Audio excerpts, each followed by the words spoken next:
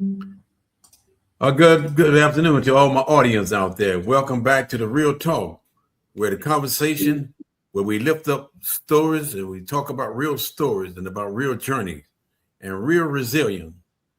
And I'm Clayton Arline. Today, we're going to be talking to a very special guest, Cass Shields, who know what it means to be what it means to adapt and to really rebuild and to stand grounds on constant changing. But also, before I get into the conversation with you, Cass, I wanted the audience to know that I've been knowing this young man since 1982. I think I knew him before he knew himself. And since 1982, we lost contact up until this year. I was a good friend to his father. We played basketball all over Italy. And I can honestly say his dad was one of the best basketball players. You couldn't out jump him. You're not going to even think about out rebounding. And I think it's a pleasure, well as a privilege for me to be able to communicate with you. Just like I said, me and your dad was like two brothers. And it's quite an honor for me to talk to you after these many years, since 1982. And we're talking about growing up on the move. We'll start with Cass. When you hear the word, we are moving again, what's going through your mind? We are moving again. What's going through your mind? Actually, that's an interesting question, because when I hear that term, we're going to move again, it's, a little bit of fear, a little bit of excitement, but it's also an opportunity to embrace something new, something different. I had a chance to grow up in a multitude of places and, starting early on, and I was able to kind of see a different perspective of the world that most people don't get to see. So that is definitely it's a totally new adventure for me, something exciting. Like, I'm surprised actually that I'm still living in Arizona after all these years, because I'm used to moving somewhere every 3 to 5 years. So just being grounded here is different for me. So I'm getting a little adjustment to that. Yeah, and I can understand how you saying, well, you're a little grounded, but the military, when you keep moving all the time, you move from different countries, different locations. And then when you say, well, I done settle down, you say, well, free at last, because I don't have to keep moving around. And what part of relocation hit the hardest? You're packing or saying goodbye or stepping into an unknown situation? Which one hit you the most? I think it's honestly like probably the packing. Like, that was the hardest part. And then, once everything's packed and loaded up on that truck, like, everything else just moves so quick. You don't even get a chance to really formally say goodbye. You make the announcement like, this is my last day, and then next thing you know, the next day it's coming, off right to a different location. And I can relate to that self, being in the military, sometimes they give you orders and, just sometimes be a spare of a moment. If there's a move is there any particular move that stands out and especially challenging, what made you different? Yeah, so we were stationed in San Antonio for a while, like Kelly and Lackland, and then I think Texas. Yep, in Texas. And so, like, my first move to Germany, I think, was the hardest. Like, I was in elementary school, it was a new country. You hear all kinds of things as a kid. And then, of course, flying, like, oh, I got to go on a 10-hour flight to this new place that's unknown to me. And I think that was the hardest adjustment. But once I got there, I found some familiarity with other American kids and families, and, we all kind of in it together. So they were able to embrace me and help me adjust to the different culture, for sure. And did you find it difficult to readjust to that culture, or did you find it more pleasant, or was it more pleasing to you being in different countries? It was. I enjoyed it just because it was something new. My parents would take me to the economy, they would call it. Going into the town and going to the shops and little festivals and seeing how people celebrate things that were very similar. Like, I think finding the similarities of, like, holidays. So, like, around the Christmas time, just going to the towns and seeing the light in people's eyes definitely made me comfortable, embracing that. Well, one of the things that I know that you probably experiencing, how do they perceive you as in those countries by being, a minority person. I mean, for me, they always treated me very well, as if I was part of the culture. Oh yeah, I was like recepted by everybody. I mean, everyone, of course they asked the questions like, how's your hair? Can I touch it? Like, Yeah, exactly. there's scenarios like, they always asked if I knew Michael Jordan. That was always like a constant thing. Like all the kids, like, okay, like I guess, one of them, them all or something. But right, exactly. aside from that, like everyone was really receptive. Like we'd go into restaurants and, people would ask if we could, join us at the table, or if we, Take need to pictures. sit by them and give us recommendations for food. And yeah, it was like, I actually didn't experience true racism until I moved back to the States, like I honestly could say that, it's something like a core memory, the culture shock coming back to America from living overseas or living abroad. Cass, I'm like you. I came back here to America, and then you see all kind of racism is right there in your face. But I spent 7 years over in Italy, and those people treated me better than any America could even. I mean, if my stories that in Italy, just coming from a different culture, you blends in, and they just want to know a lot about you because of the skin color. But coming Yep. back here, it's not recognized. And how did you handle that emotional type of thing that helped you go through once you had to say goodbye? How did you handle that emotionally? Saying goodbye was tough, especially like back then, you didn't have the technology to keep in touch with people. And then, of course, APO addresses never stayed the same for everybody. So it was hard to keep in touch with people. But it was interesting when I went to college, like I really wanted to build like a network or a platform to keep in touch with people. And so I actually tried to put together like a digital yearbook that would actually keep people's information and have pictures and stuff on that. So that was one of the like projects I had when I went into college, like transitioning from high school to college. That was like one of those ideas I had written down years ago.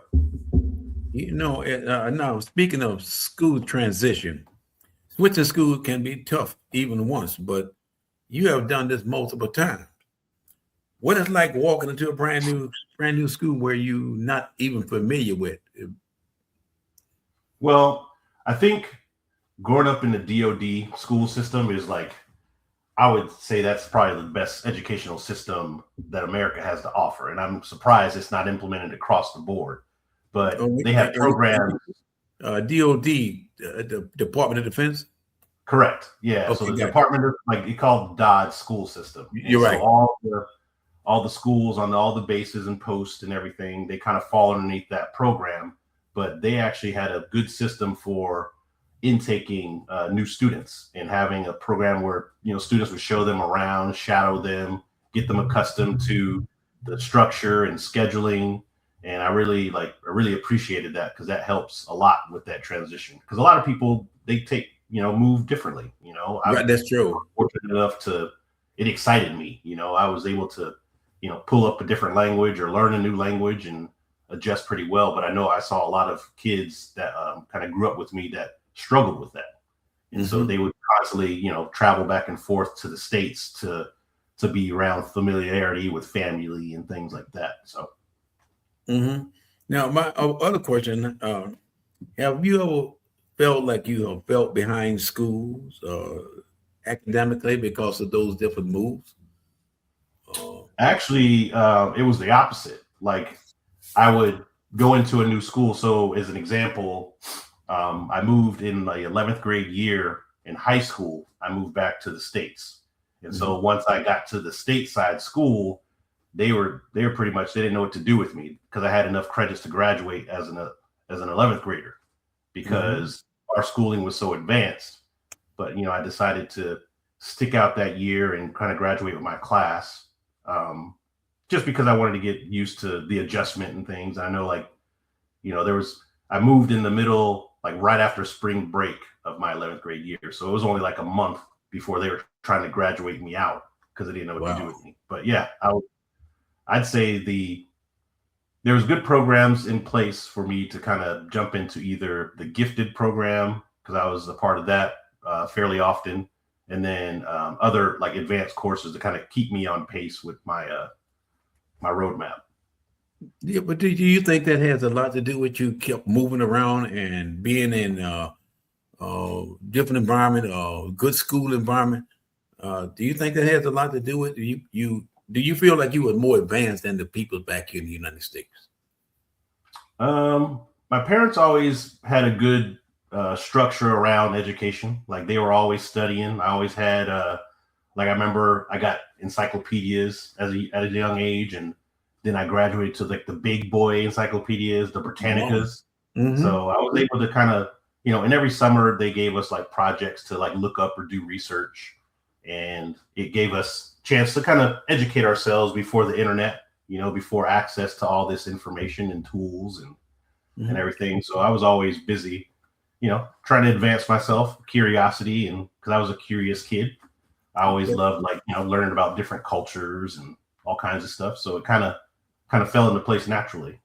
Mm-hmm. Now, do you what credit do you give your parents? I'm thinking that because of your parents, that sound like you was taught a lot of morals and values at an early age.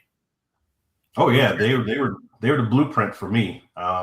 They provided me the structure. I saw the discipline. They got up every day. They didn't complain about work. They'd come home and take care of what needs to be taken care of, and then they were also respected on the job. I think that's important for kids to see, that your parents are respected on the job and people seek them out.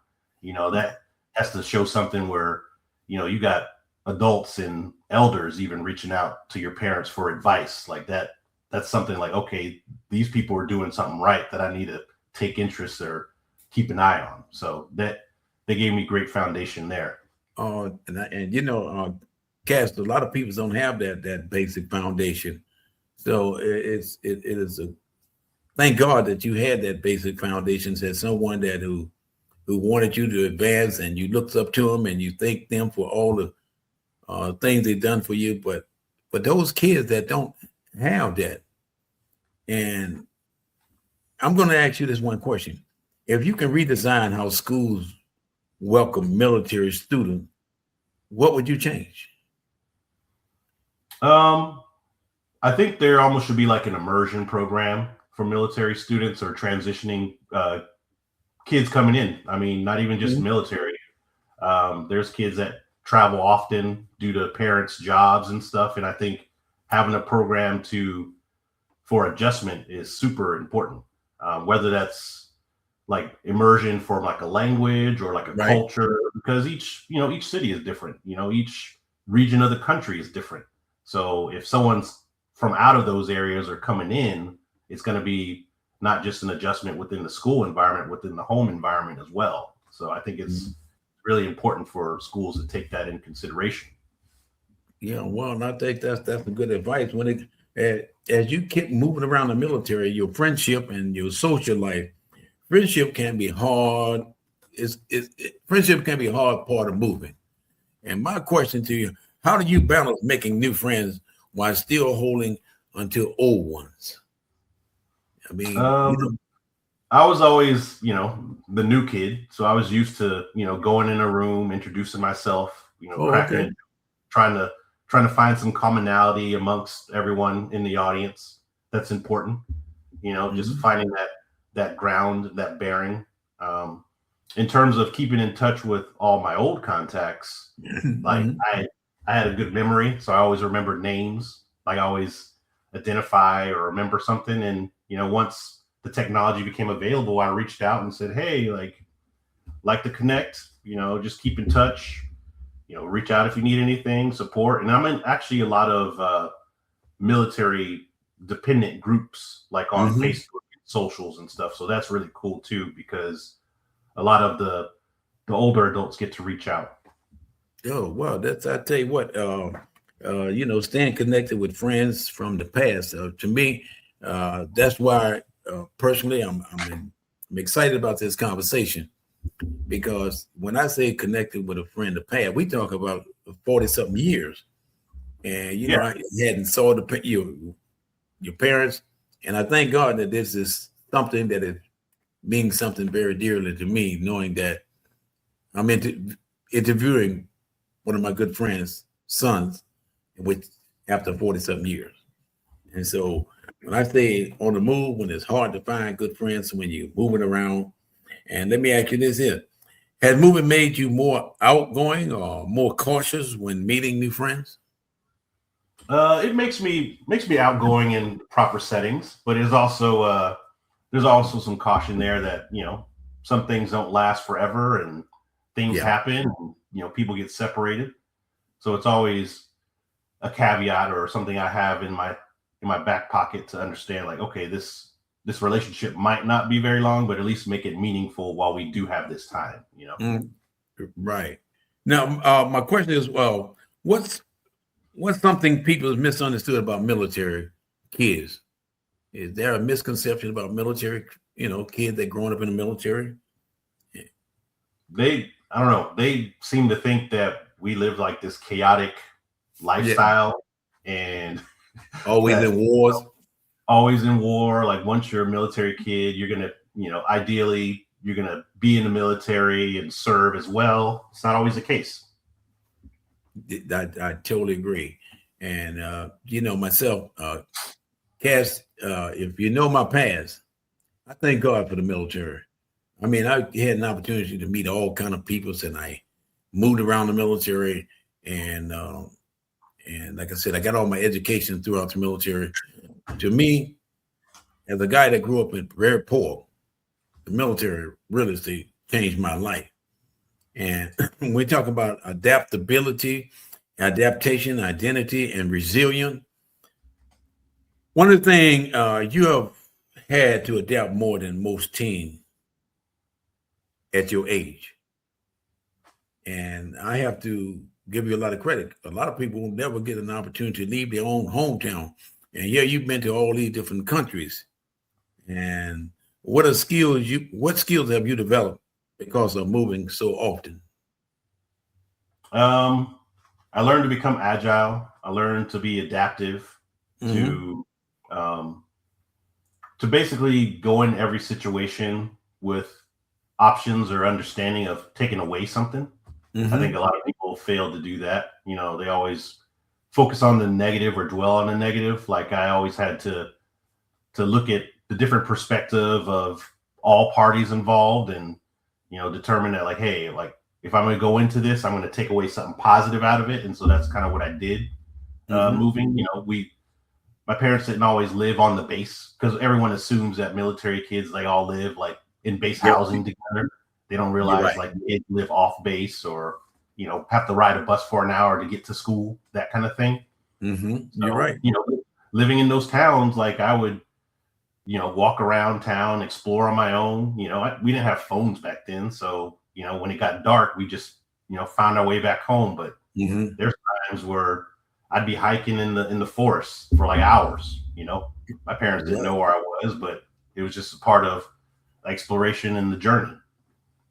Yeah, but I tell you what I think about being resilient and how do you stay grounded even everything around you changes? I mean, it sounds like your mind is already programmed and you're conditioned a certain way. Yeah. So, Staying grounded, just be yourself. Always stick to, don't change for everyone. I've always been told that. Like people would write it on my yearbooks, when I moved, like, oh, always stay true to yourself, be who you are, never change for anyone. So I've taken that to heart. Something be positive, stay innovative, creative, being myself. Well, what make you feel at home when no matter where you live? I mean, I know that it could be a sort of a tough question. You live in Arizona now, and what helped you feel at home? Being away from. Like, I guess my family now. My wife and my kids, my 3 girls. It's I spend the majority of my time here, so I've kind of set up my roots and traditions and things that I've brought along, my journey into the household, and, passing it down to everyone within the house, like whether that's like the arts or like good food, good conversation, enjoying, movies, like just things that I do to kind of stay grounded that I've taken with me across all my travels, And, from based upon what, we can get back into this a little bit, based upon what I've seen to you, and your kids is a priority. And if they're anything like you exposing them to things that kids won't never get exposed to. And that's being a good father and protecting your kids. I know I got off the subject a little bit, but I have to make sure that I put that. When you think about who you are, how has it being as a military kid shaped your identity? Just being who you are. I think exposure to like everything, just like you had mentioned before. Like when I lived in Texas, I was exposed to, the school system would take us to like the orchestra and things like that. Mm-hmm. But when I moved overseas, that's when I really got kind of exposed to the different cultures, the museums, time periods, influential people at the time, and people that were groundbreaking. Like I got to realize, like, hey, you're not just a one-dimensional person. This person was interested in a multitude of things, and I think I kind of take that with me as well. Like a lot of people were like, oh, how do you have time to do all these things? I was like, okay, look at all these people before us that had time to do, not only, public speaking, or they did arts, or they did sports. They weren't just like a one-trick pony like everyone, claims to be. That's what I see a lot of now. Like a lot of people can do only one thing, and they tend to sometimes do it well. But, I think expanding your horizons and, what the human mind is able to do is super important. So I think what I'm hearing say, whatever your mind can believe and you can achieve, if you can only believe. Whatever your mind can conceive and believe, you can achieve any goal. But it's the way it's cast. I'm gonna say that it sounds to me, based upon your communication skills, you've been surrounded by educated people that played a big part. And personally, I think it started from your family. And 100%. And I just have to salute you, and I'm just glad to know that after these many years, me and your father was just like two brothers. And as I said, I always think of Silky Slim. And anybody knows Silky Slim, don't even think about going up for the rebound. I mean, I'm just glad to knowing that I'm just part of being able to talk with you after these many years. Oh, I remember growing up in the gym for sure. Yeah, always in the gym. That's where I was at when I was small. I was always in the booth watching. But I tell you one thing, Cash, I'm going to say this: when that boy made the base team, I mean, he worked right across the street from the gym. But I must say, when that boy got off from work, it got guys in that can have a team. Already got picked 4, but the minute he walks in, they're gonna get rid of somebody or they're gonna wait for the next down. But they know. And like I said, I'm glad that to be able to what's something that you're proud of in the way that you have handled all of these different transitions. And I wanted to ask you, actually, you may have heard this story. I heard that my dad knew how to jump over a car. Did you hear about this? Did he do this when he was in Italy? Yep. But look, now I don't know how I'm supposed to be saying this on national TV. I've always played with the boy. I knew that I played with him because I knew he's athletic. I'm gonna take this to my grave. We went up for a rebound. That boy landed on top of my shoulder. And, I was told his ass, and he was laughing. So I brought him down. And I said, I tell you what, boy, you know that was shit never happen again. But he made a joke out of it, talking about, whatever his, whatever was on top of my shoulder. So I would take that to my grave because I'm saying he was very athletic. I love the guy. When you hear the name Silky Slim, they know because of his athleticism. He's just natural. And you see people got to take a running start to jump. He just stand right there, vertical, go straight up. And I could never forget your father. And the reality of your military life and how you handle it, I think you are resilient. And just thank God that you were surrounded yourself with positive people. So let's talk about the bigger picture. What is the best part of being a military kid? What is the best part of being a military kid? I think it's the exposure to a bunch of different people. I have a great group of friends. I might not have a big circle, but the vast circle that I do have of the military family, all different walks of life. I've got to meet people, and young and old, and actually have some friends that are still overseas that are, German or French. And, there's tons of different experiences I'm able to share with others because of my my military background as a dependent and a military brat. So, I mean, so we know what that's the best part. What I mean, they're the hardest part about anything, or sometimes uncertainty. During Desert Storm, I remember doing all the drills in school where we have like bomb drills. Everyone had to get underneath the desk in fear of being attacked. Also, the possibility of us getting sent back to the States when my parents were possibly going to get deployed. Those kind of things. Just certain uncertainties that most people don't think about day to day.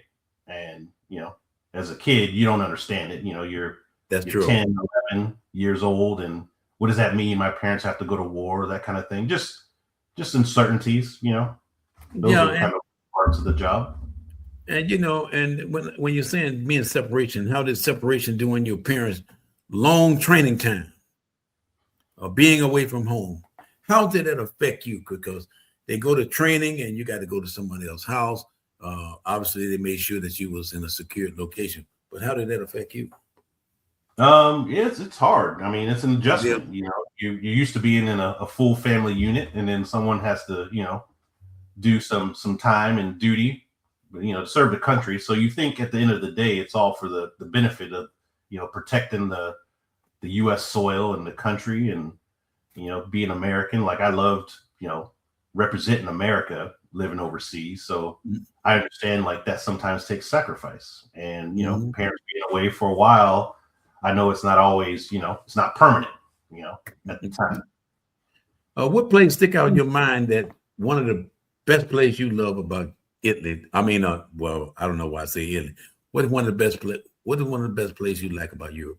What your best location? Location where I lived or I got to visit?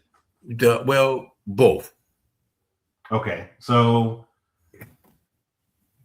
I loved Zweibrücken. Like Zweibrücken, I don't know, that's my first German city that I lived in, and if they don't understand German, that means two streams, two brooks. That's what that term Zweibrücken comes from.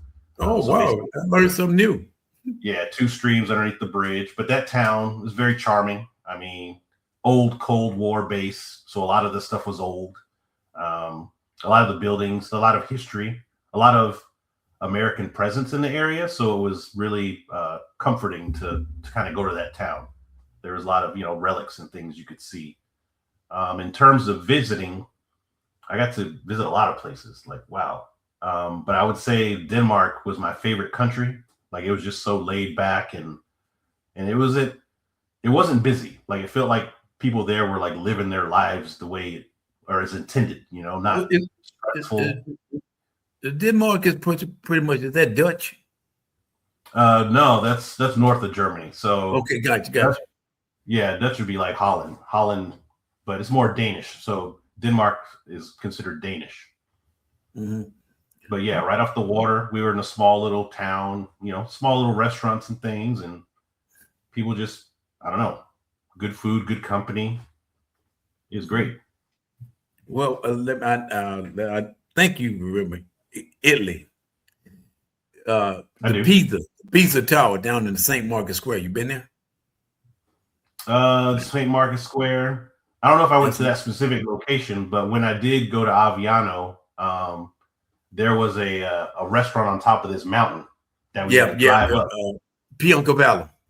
Yep, and then you could look down onto the base. Oh man, Yep. that place! Like if I can go back there, like I'd want to take more pictures and share with everybody. But yeah, they call it Pioncavallo. Yep, that little windy road to go up there, and then the lookout point. Yeah, that was nice. But Cass, I don't know if you know it or not. Do you know how many people that got killed going around them curves? That comes down out of the mountains, and them roads are so narrow. I'm sure it got dark because it was a small, little, tiny road too. Yes. But and then it seemed like there's so much more up the hill that we didn't even get to go to because we just went to the restaurant. So it'd be nice to go back and explore that whole area. Yes, I heard beautiful people. Oh yeah, beautiful. Like in World War II, I guess that all used to be a dam right there. And then they blew up the dam during World War II and tried to flood the village. Do you remember this story? No, I really don't. Wow, yeah, because the U.S. troops came down with the French troops from the down the Alps, down those mountains, and so that's kind of why that area got occupied by U.S. forces. Oh wow, hey, that's quite interesting. Wow, and you have lived a life full of lessons. It appears to me. What advice would you give another teen who's about to move for the first time? I mean, a lot of kids won't have the opportunity like you have. What advice would you give them? I would say embrace the journey, actually, and like make sure you take away something that you could take with you for a lifetime. Whether that's like meeting someone new or learning a new skill, learning something different about yourself. Like challenge yourself to go out there and do something you wouldn't intend to do normally. That's a big word when you say challenge yourself. It's just some people don't even know their limit because they don't really say challenge themselves. And I have to say, you have overcome all barriers. And I'm glad that we are talking about this year. What's something you wish teachers and counselors or youth leaders would ask you? I don't know. Actually, I don't know if you actually know this, but I was a substitute teacher for a while. Oh, wow. And yeah, so after I graduated college, of course, no one wants to hire a young, educated Black man at the age of 23. That's true. That's absolutely true. And so I had to do whatever I could to pay bills. And as a substitute teacher, I got to encounter a lot of students that had questions about the world because no one taught them about it. Everyone was so focused on what was in the book instead of what was outside of the book. Like what's the world look like outside of these walls? What does the world look like outside of your neighborhood? Like a lot of kids don't know that. They don't get to see it. You're right. And I think that was important for me, especially later on in life when I decided to write my children's book. I wanted to be able to share those experiences with the world that I was able to see a little bit of, but have a little educational piece on that. Mm-hmm. Before I intervene, I've heard that you wrote some children's books. What inspired you to do that? Yeah, so I wrote Susie Selfie Sees the World. And what's the name of it? Susie Selfie Sees the World.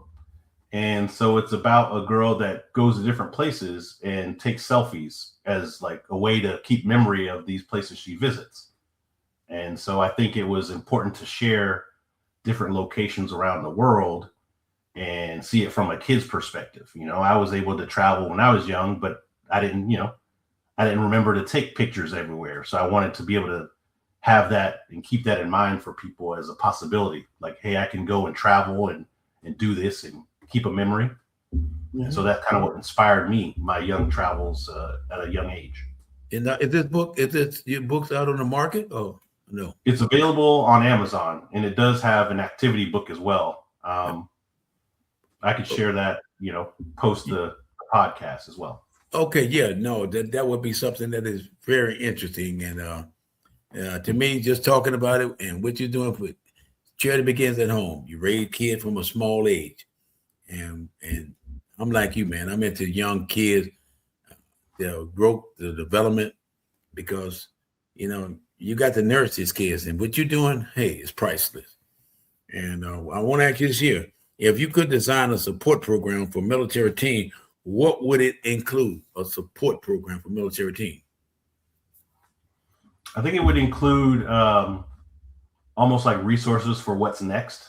You know, Hmm. I think a lot of kids, they're in like these military schools and moving a lot. They don't get a chance to think about what their future looks like, Hmm. what colleges look like, maybe like college tours, like a partnership with some of these major universities, especially like in Germany. Like I was in high school in Germany, and the only reason I was able to know about certain colleges is because I got like a pamphlet, but I Hmm. wasn't given the opportunity to visit any colleges or anything like that prior to graduation. Hmm.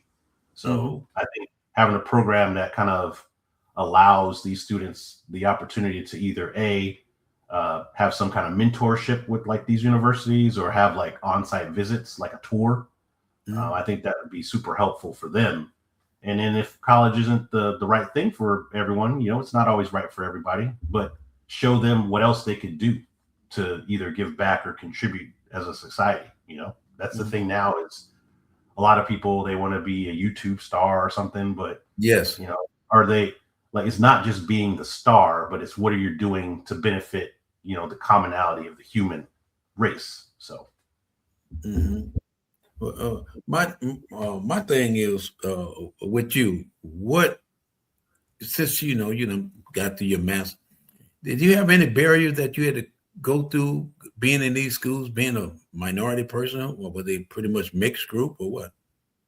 um it was there were some barriers for sure. I know like in honor society, I was like one out of not many, so to speak.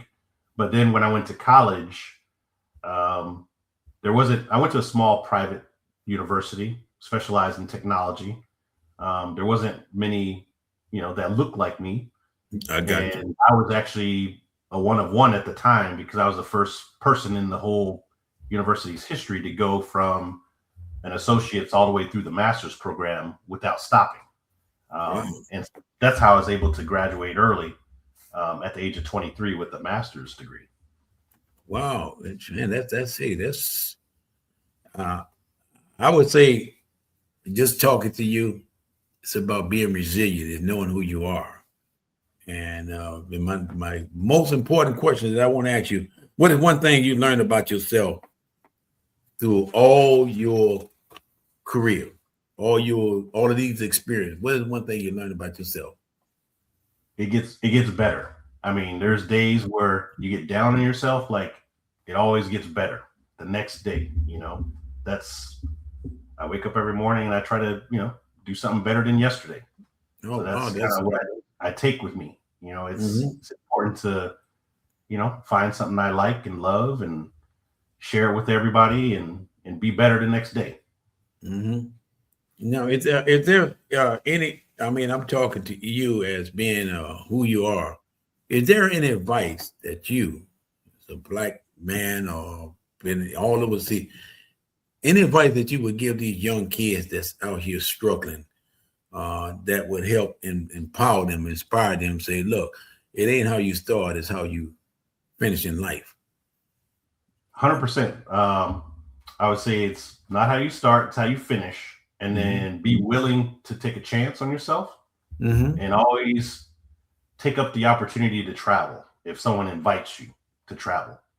Hmm. I, I think that's the thing that hurts people the most or handicaps people the most is Yes, yes. they don't look outside of their circle or see what's out there. Why do you I, think there's so many millionaires in New York City versus a small town like Dover, Delaware? It's the environment there. So in New York, you see a lot of people making money. So it mhm. becomes a custom and you subconsciously be a part of that lifestyle. Whereas if you're in a small town, and you don't see any money being transferred or no growth, that could, that could handicap you. So I'd say get out there and see what the world has to offer. There's 10 billion people on this planet. Mm-hmm. And everybody's different, like every place you go to. And just because you don't have something doesn't mean it's at a loss, like you can see the people in the poorest cities and countries, and they're the happiest people on the planet because they found the value and the respect of life that's important. So so pretty much you got to do a self-assessment as to who you are. And in order if you want to move forward, I can't tell you what's going on until I get my life straight. So most people won't admit. When you do a self-assessment of yourself, you find out this is the cause of the effect of why you do the things you do. And for me, Cash, I salute you. And to all the peoples out there now, are we going to do another segment about your books? Yeah, we could do another segment about books. We could talk about technology and like AI. Like, hey, it's coming. What I want you to share for those individuals, I guess we can talk about other things, and I can talk about it all day from the experience and all the things that you are able to do, AI and logo design, web design. So I mean, we can talk about this another day because I want people to know that I'm elated to knowing that after these many years, knowing that my friends, sons, and his mother and his sisters and brothers are doing well. And so for me, this is an exciting moment for me. And so hopefully that we can continue this, if we can continue to promote, broadcast, and let people know, what's going on in the world. Just like how you made it. Most people say, well, if he made it, he was just a military guy. You can make it if you try. And that's the one thing that, and if they look at where you was at and where you at now, it's sort of like it was a growing stage. It's like climbing a ladder. You do one step at a time. So, and I want to also say a lot of people, they fail to see the opportunity with the military. The military gives a lot of people opportunities to better themselves for betterment. Like, I mean, they put the structure in place and you just got to take advantage of the opportunity. I've seen so many people that had nothing and they come up with something because the military is able to support them at some point in their life. It may not be 100% of their life, but at least in some instance of their life, they've gotten support through dedication and work effort through the military. Cash, I'm a true example. I don't know if it wasn't for the military, I don't know where would I be. And so, like I said, I got a chance to see the world. I took advantage of the education program. I meet some of the most nicest peoples in the world in the military, because when you live on a military sort of installation, you're always going to have friends.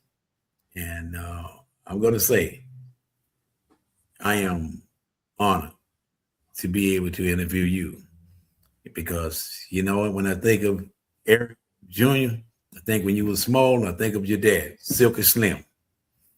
And so, but I want my audience and I want my people that will listen to this, please share this. And if we can make a difference in your life, please like, dislike, subscribe to this channel, because this is about real talk. And I thank you so much, Cash, for sharing your story today. Your honesty and your strength and your perspectives are powerful. And they remind us that behind every uniform is a military learning experience. And it's a growing experience. It's about adapting to a situation. And to our listeners, keep showing love, keep showing grace, and keep showing up for young people in your life. And I want to say to you, until next time, Cash, it's been a pleasure, well as a privilege. And if we can do this again at the next point, I want to know you, Shaq, and Julius, and your mother. And if we keep this up, amen, God bless you until we meet again. If there's anything that you would like to say to anyone that you care about and you want to thank them, and before I close out, if there is anyone overseas that you still keep in contact with, that you left behind? Yeah, there's people that still live over there that I keep in contact with. Yeah, and they still live in Germany, and Wow. you know, it's wild. And that is good. And look, I thank God for your mother, your father, your sisters, your brothers. And Cash, until next time, let's just make sure we get this book out there where everybody would know where to go get it at. Yeah, thank you for having me on today, and it was a pleasure. And if I could be of any help, please don't hesitate to reach out. Same here. May God bless you. Until next time. Adios.